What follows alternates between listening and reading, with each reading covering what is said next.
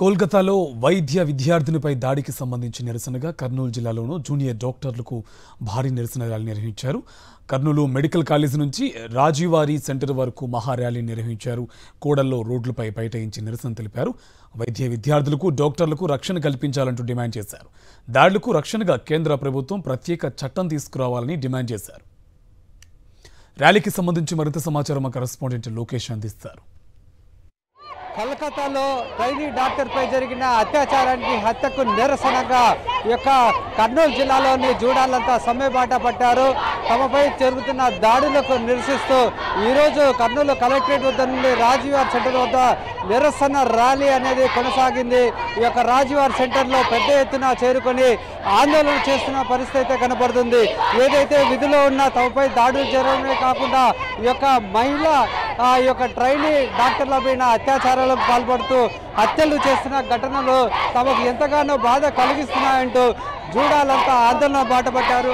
మనతో మాట్లాడేందుకు కొంతమంది వైద్యులు ఉన్నారు, వారితో మాట్లాడదాం. చెప్పండి, అసలు మీ డిమాండ్స్ ఏంటంటారు? ఈ పోరాటం ఈరోజు 4th డే అండి. మేము స్ట్రైక్ 4 days ముందు స్టార్ట్ చేశాము.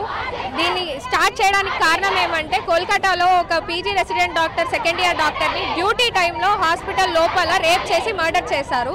దాని ఇన్వెస్టిగేషన్ విషయంలో సరిగా జరగడం లేదు, తప్పుద్రోవ పడుతుంది అని చెప్పి మెడికల్ ఫ్యాటర్నిటీ అంతా దానికి సపోర్ట్గా కరెక్ట్గా ఇన్వెస్టిగేషన్ నడచాలి, తనకు న్యాయం జరగాలని స్టార్ట్ చేశాము. మీరు చెప్పండి, అంటే విధులు కూడా బహిష్కరించి రోడ్డు ఎక్కాల్సిన అవసరం ఏమంటారు? అలాంటి పరిస్థితి వచ్చిందండి. ఈరోజు ఎప్పటి నుంచో భరిస్తూ ఉన్నాము. అండ్ ప్రతి గవర్నమెంట్ హాస్పిటల్లో, ప్రైవేట్ ఎస్పెషల్లీ గవర్నమెంట్ హాస్పిటల్లో రక్షణ అనేది లేదు. బేసిక్ ఒక డాక్టర్ డ్యూటీ టైంలో రెస్ట్ తీసుకోవడానికి కూడా లేదు. ఒక వాష్రూమ్కి వెళ్ళాలంటే హాస్పిటల్ నుంచి హాస్టల్కి వెళ్ళాల్సిందే. అది పరిస్థితి. అండ్ చాలాసార్లు మేము ఒకరే రావాల్సి వస్తుంది. అది నిర్మానుష్యంగా ఉంటారు, లైట్లు ఉండవు. ఆ టైంలో కొంతమంది ఫాలో అవుతారు, కొంతమంది ఏడ్పిస్తారు. ఎందుకంటే రివెంజ్ తీర్చుకునే వాళ్ళు ఉంటారు. క్యాజువాలిటీలో ఏదో ఒకటి గొడవలు అవుతూ ఉన్నాయి. సో అలాంటివి కూడా కాలేజ్లో 2-3 సంఘటనలు జరిగింది. సో ఈ మర్డర్ అయ్యింది కోల్కతా హాస్పిటల్లో ఆర్జికర్ దాంట్లో అమ్మాయిని అంత దారుణంగా చంపాక అది బయటపడింది కాబట్టి ఇవన్నీ ఇష్యూ అవుతున్నాయి. కానీ రోజు చాలా మంది సఫర్ అవుతున్నారు.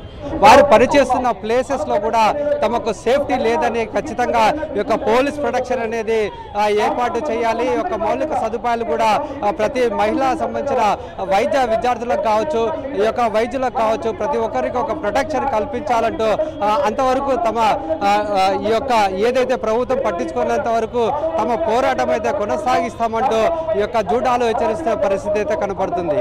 కెమెరామెన్ శేఖర్తో లోకేష్, సాక్షి టీవీ, కర్నూలు.